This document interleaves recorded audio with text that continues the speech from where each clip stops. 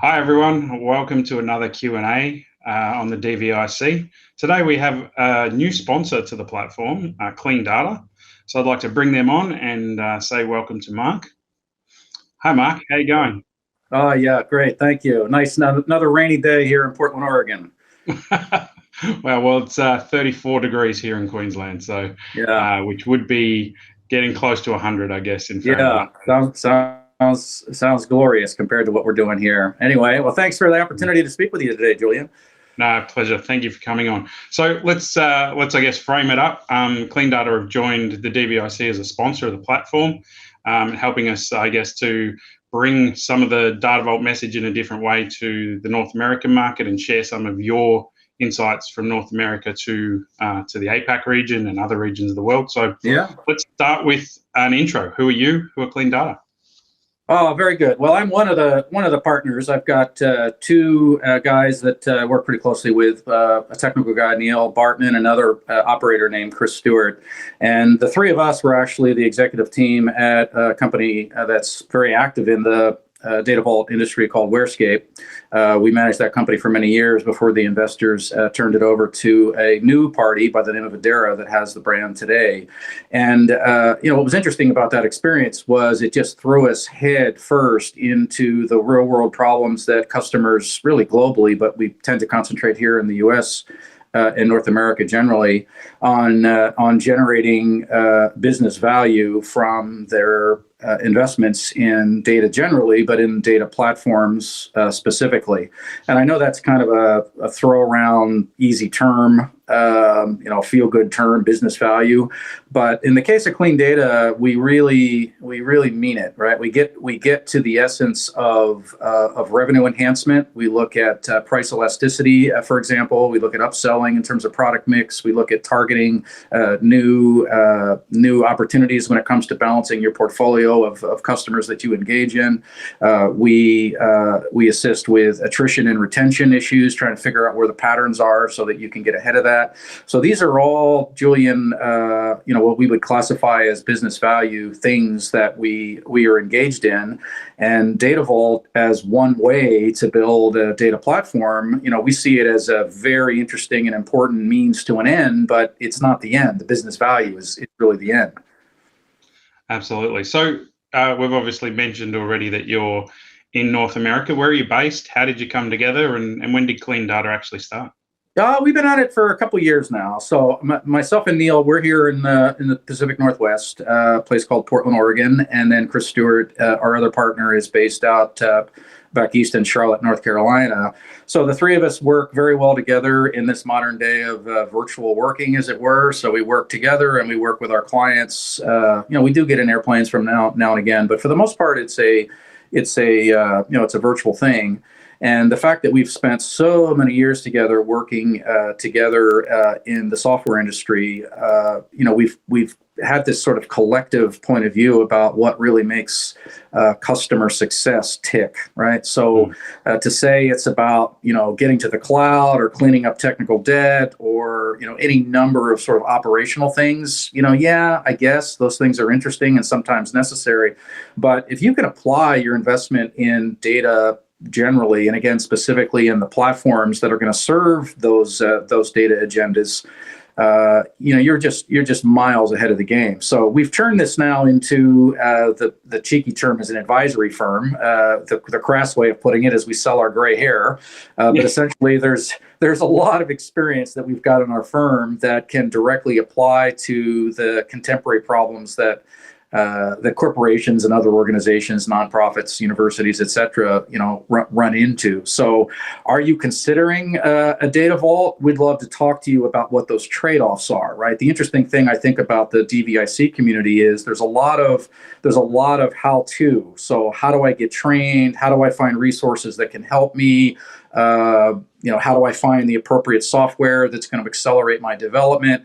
There's a lot of good stuff there, but hang on. Before we commit to actually going down that road as a customer, Clean Data would argue, talk to us or somebody that looks like us to make damn sure that you've got the appropriate objectives, you've got the appropriate deliverables and cadence in your process along the way, and you're focusing relentlessly on delivering business value.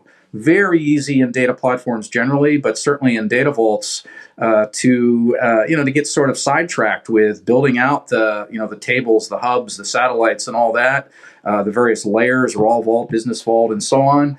And it's there's a lot to it. The good news is if you're committed to it for the right reasons, and you're exercising discretion along the way, that you are in fact going to realize business value. And some of the key cornerstones of Data Vault, Julian, that you're certainly aware with as a practitioner here, having to do with adding source data, the prescriptive methodology that's put forward.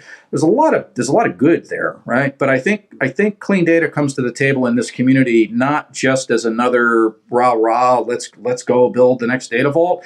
We want to help clients take a step back and say, are you doing it for the right reasons? What are those reasons? How do we make sure that those reasons are realized in business value?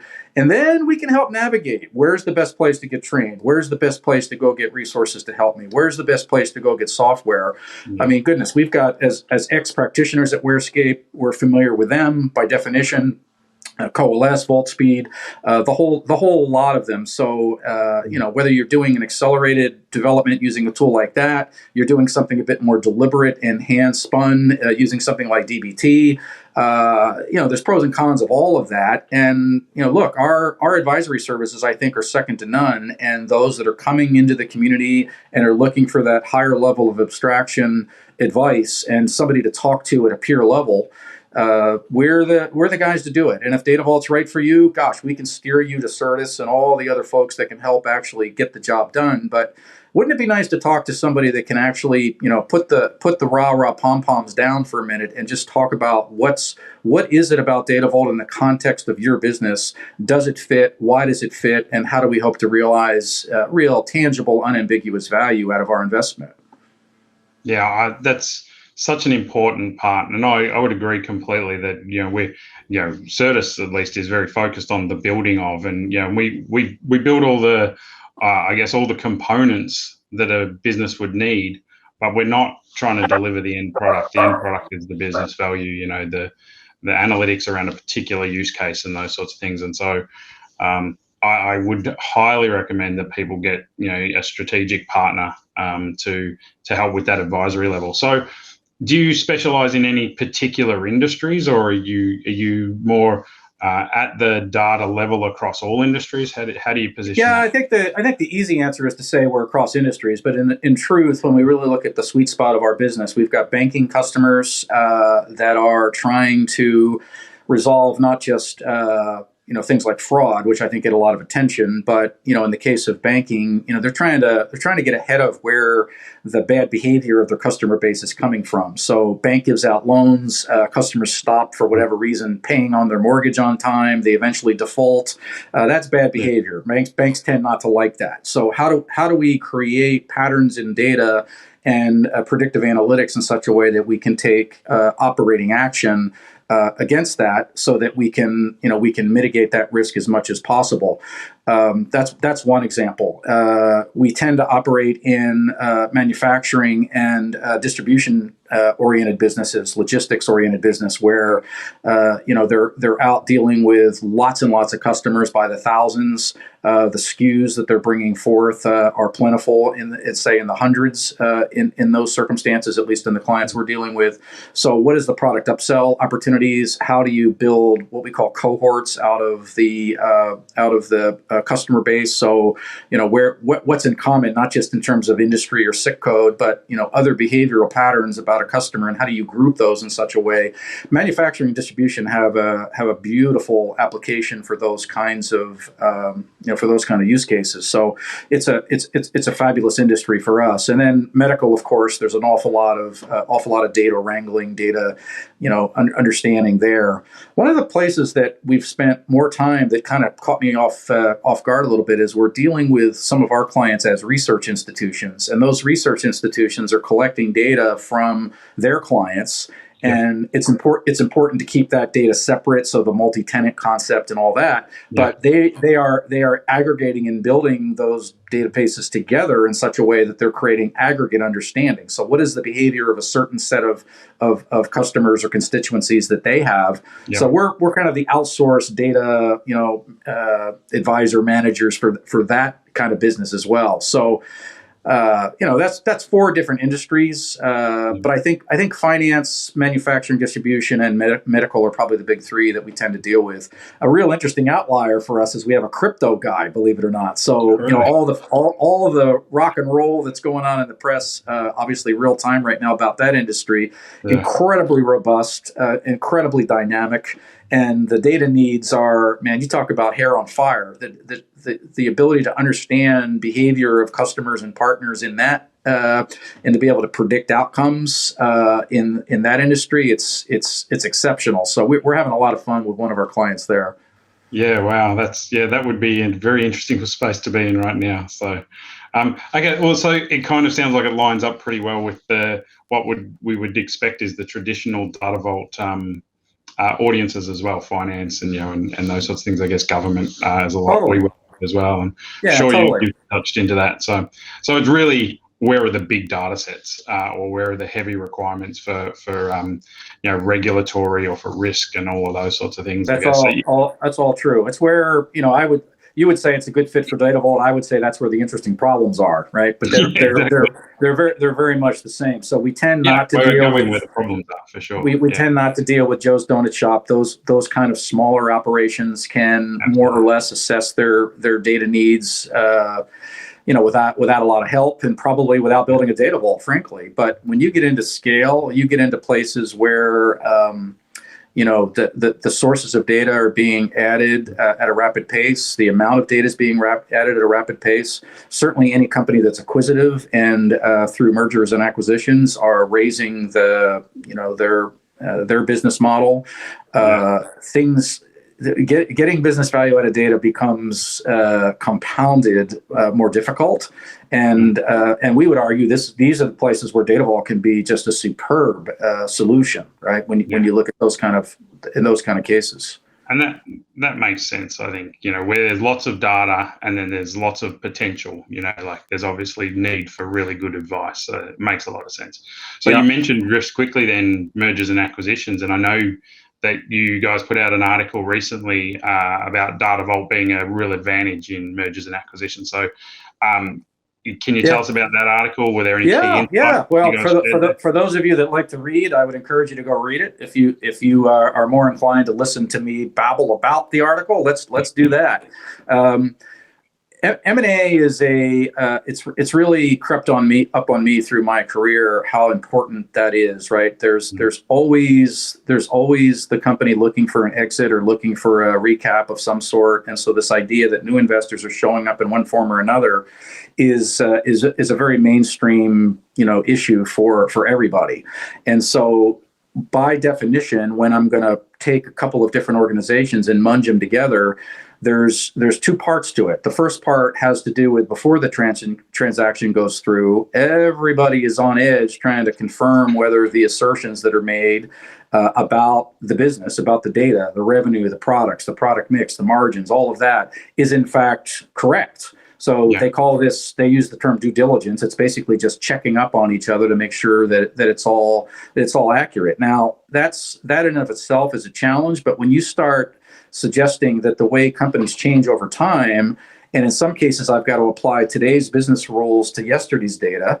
and in other cases I got to apply yesterday's business rules to today's data, you better have your act together when it comes to the way data is organized to be able to move through that due diligence process quickly. Otherwise, you start making guesses, you start doing your own crude cost accounting in a spreadsheet to try to figure out what these patterns are when it comes to cross-pollinating rules and data. So the fact that you've got data vaults involved that have all that very well organized does nothing but accelerate your ability to get through that due diligence process productively, right? Once you do, now it's time to actually integrate the organizations. How do I bring all of this data and all of their business rules into an environment that's, that's mine as the acquiring party.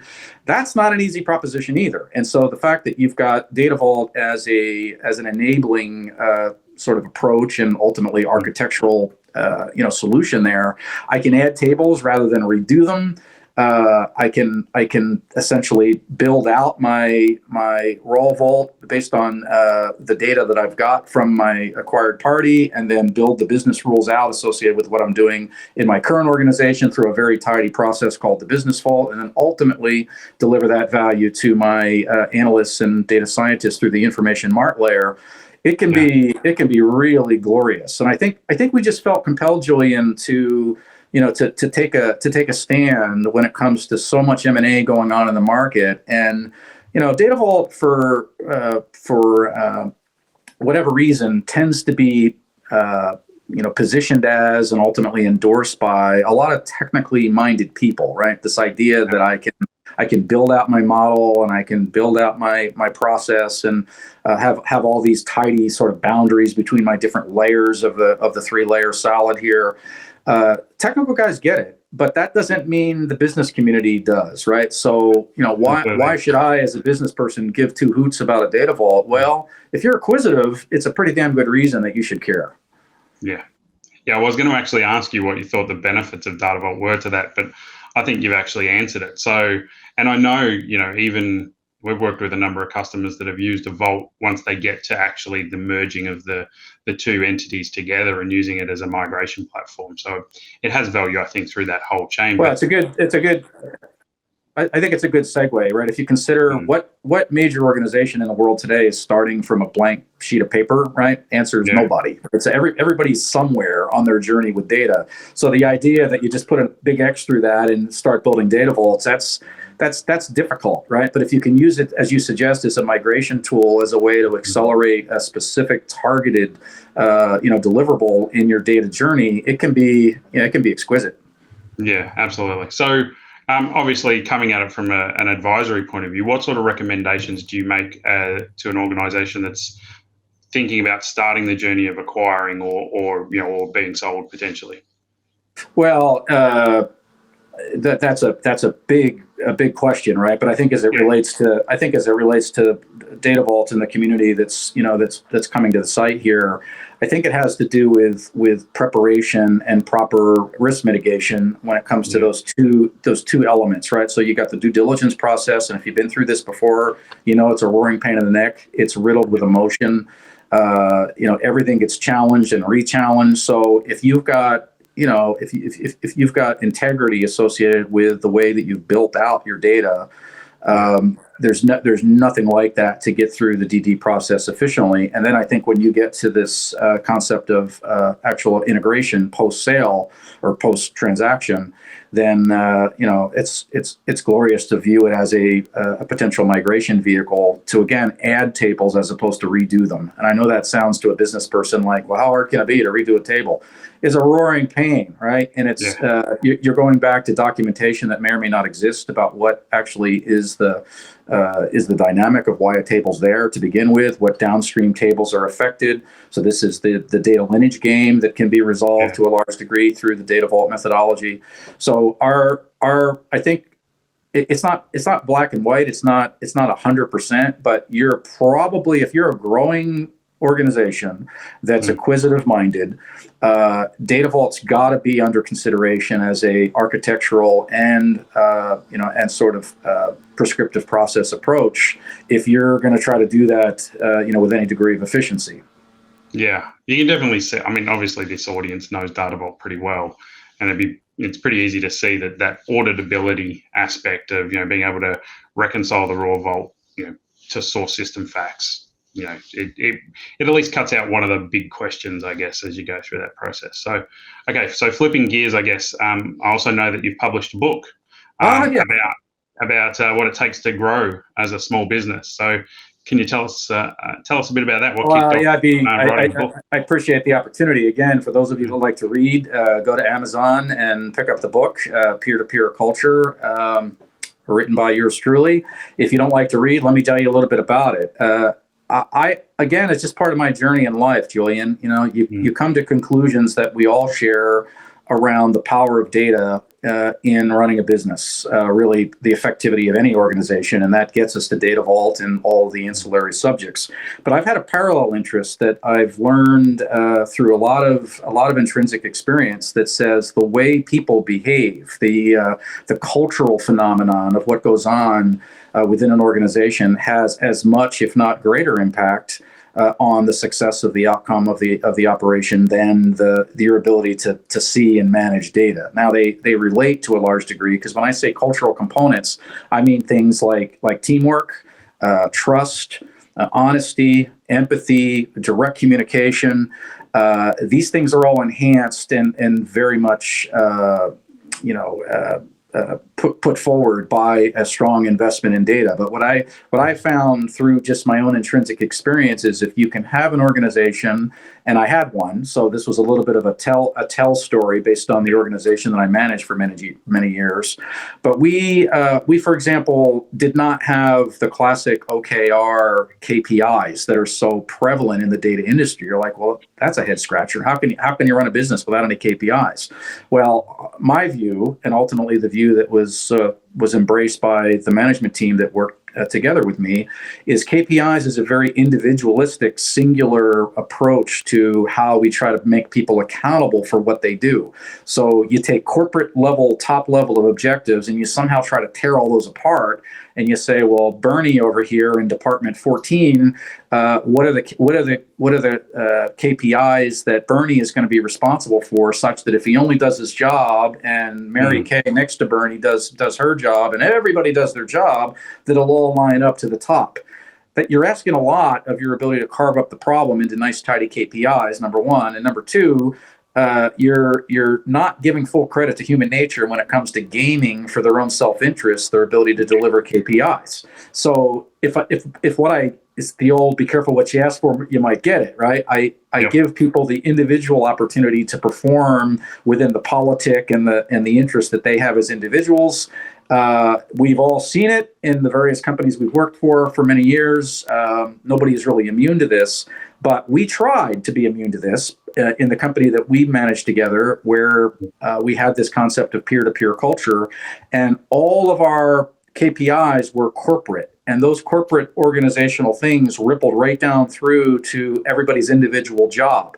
How did I enforce that? I paid them their bonus and I paid them their commission if they were a salesperson based on the aggregate success. So there was no concept of my territory and my quota and all that. We were all in the same boat rowing together. And it was a simple idea at some level, but you wouldn't believe how provocative it was received by those that I would debate this with, because most companies tear it apart, right? You go through this KPI, OKR, objectives, key results thing, and we had a very different culture. So the book is essentially how to avoid falling in the trap, particularly if you're a small to mid-sized business. How to avoid falling in the trap that says, well, I need to behave like the big guys. I need to have OKRs, and I need to hire according to this sort of paradigm, and I need to have onboarding to this paradigm, and I need to have these pay plans according to these. Like, no, you don't, right? If you're organized in something on the order of 1 to 200 people, you can get your head around that as a aggregate thing, and as long as you have trust, integrity of the communication, and like any culture, you enforce that integrity, right? So if you have outliers, if you have people that lie, cheat, and steal, you fire them. I don't care how good they are, right? There's no concept of competency trumping culture. Culture trumps competency. So anyway, that was the thesis of the book. I enjoyed writing it. I enjoy debating it with people, and those that subscribe to some of the ideas. We tend to hit it off well. Yeah, no, that's really interesting. I'm definitely going to take you up on a chat about that at some point, because I think we have an aspect of that actually where we are as well. So, do you bring any of that to the type of consulting that you do then, and advisory you do with Clean Data? Or well, we try to, and we do it from really 2 points of view. We create a sense of trust from the very first time we talk to a client. So we just assert we're different. We're just people here. I don't have a mask on that says I'm a vendor or an advisor. We're just a couple of people at the tavern, right? We can talk in honest terms about this. And the second thing we do is at every step along the way, we bust ambiguity. Ambiguity is one of the deaths of organizational behavior, right? So people say something, they think they're saying it, they didn't really say anything. Somebody else hears the general comment, they walk away. Well, we'll kibitz about this and we'll get back to you. No, there's no kibitzing, there's no get back to you. What are the issues? Let's get them on the table right now and get ourselves organized in terms of how we're going to tackle them. So there's an aspect of direct, active communication where, again, we just try to blow ambiguity off the face of the earth. Data is a huge enabler to blow away ambiguity, right? As long as you trust the data. Now, you have this fight, I don't know if you see it with your clients, but you have this intuitive sort of tension that says, well, my gut says one thing, the data says another, there must be something wrong with the data. And sometimes there is, right? Data quality is, an issue, but usually you're just resisting what's in front of your nose here. So the ability to float hypotheses, confirm through data the affirmation or the negative of that hypothesis, and then to be able to roll that forward, that's very much, in my view, a cultural component right out of the book that I wrote, and we try to behave with our clients top to bottom from the first meeting to the last in that in that vein. Yeah, well, that makes a lot of sense. Okay, so I guess one of the things that I've seen is consultancies that are providing advisory services and strategic services and those sorts of things. Often they're advising customers on the trends and what's happening within the wider market, because obviously you get to see lots of organizations and how they're tackling the same problem in different ways. So what are you seeing as far as like emerging trends? Obviously I'm hoping here you're going to say Data Vault, but what else as well? It's a clever question that begs a clever answer. There have been, continue to be, and always will be technical trends that are propped up by interesting ideas. They tend to be propped up by vendors themselves. Then you have third-party analysts all the way up to and including Gartner that would get behind something. But as we look in hindsight at some of the trends that we thought were going to take over the world, cloud computing turned out to be one where, see, told you so. That was a massive thing, right? So those that have dragged their feet and say, well, cloud's not for me. I'm not sure I can trust the integrity of the security, and I have PIH data and all the rest of it.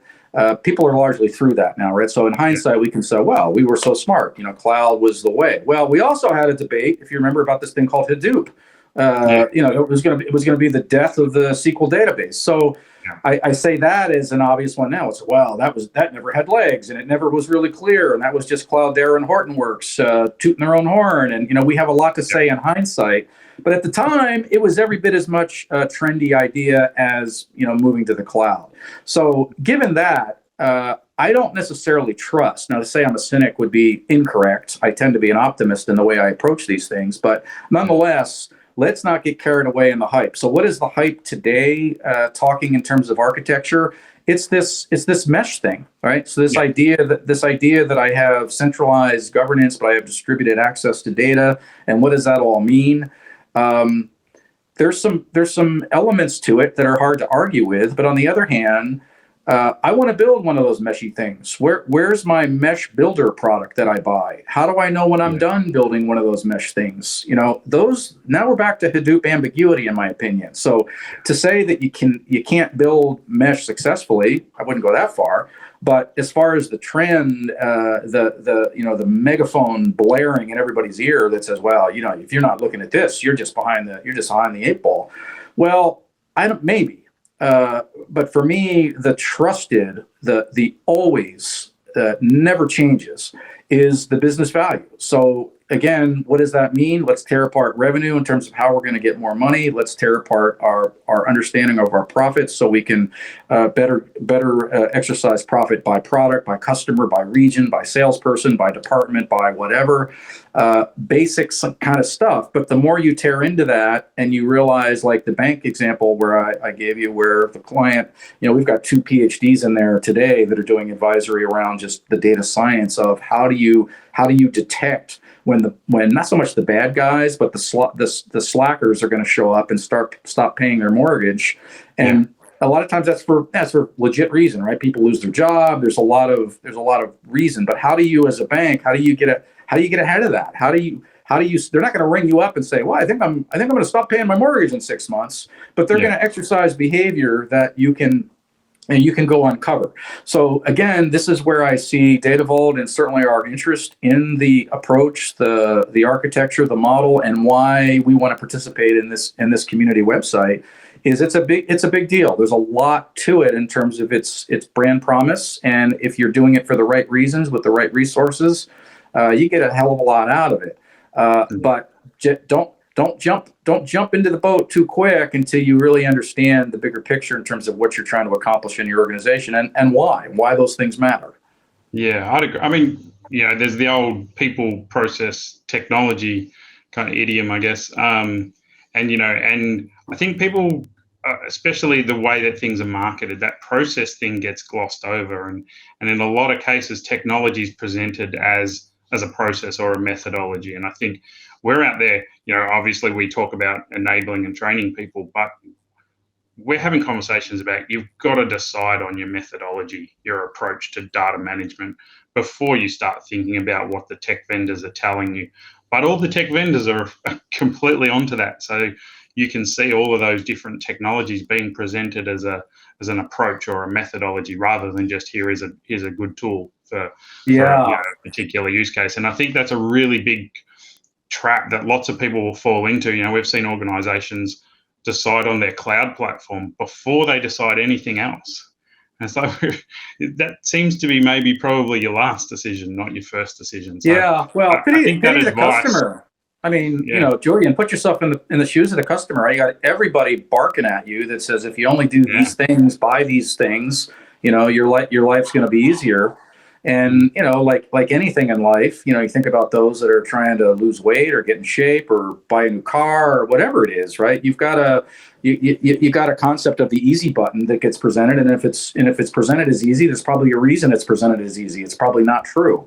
So having said that, there's a lot of good, we're big fans. There's a lot of software out there that does a great job. But to your point, when you consult with your customers and we advise ours, you have to bring these things in context, and maybe that's the key word here, right? Yeah. There's a context that the vendors almost by definition are self-serving. Their job is to sell you software. It creates for a high tension discussion, right? If you're a prospect. Well, and I think that highlights the value of having an organization like Clean Data involved, because you understand where everything fits, you understand that context, you understand the logical steps and logical decisions that should happen before you get to maybe a technology decision. So, look, I wanted to ask you one more thing, which is just, why has Clean Data decided to join and sponsor the DVIC?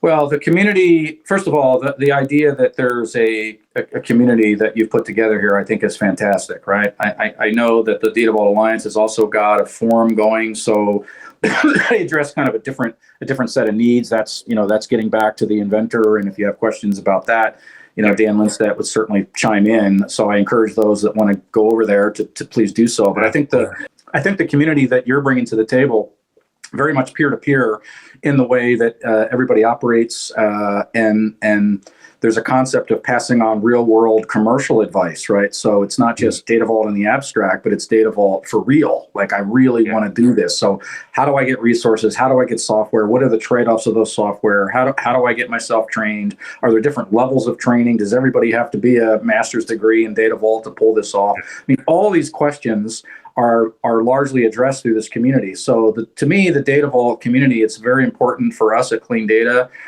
because they tend to be enlightened, more advanced, citizens of the data world, if I may put it that way. They tend to understand what the real world trade-offs are that they have to consider. So these are folks we love to hang out with, spend time with, both in terms of the client community as well as folks like you that are actually serving the customer. It's spice of life. We love being part of this. Oh, that's great. Well, we are loving having you on board. So, I guess to wrap up, obviously you're based in North America, but I know you provide services, to a whole range of locations. So, if anyone watching this wants to actually have a chat about engaging clean data, how do they go about doing that? Well, great. We are based here in North America, but we have clients all over the place, including New Zealand, if you can imagine that. Wow.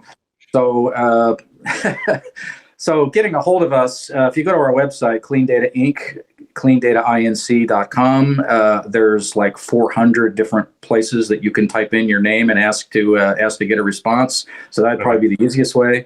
If you want to call me, +1 503 807 5024. +1 503 807 5024. Love to talk to you. Send me a text, and we can operate that way. That's great. Well, yeah, we'll obviously have the links and everything up as well. So, hey, Mark, thanks for joining us today. It's been an absolute pleasure chatting. Likewise, Julian. Thank you. All right. Have a good day.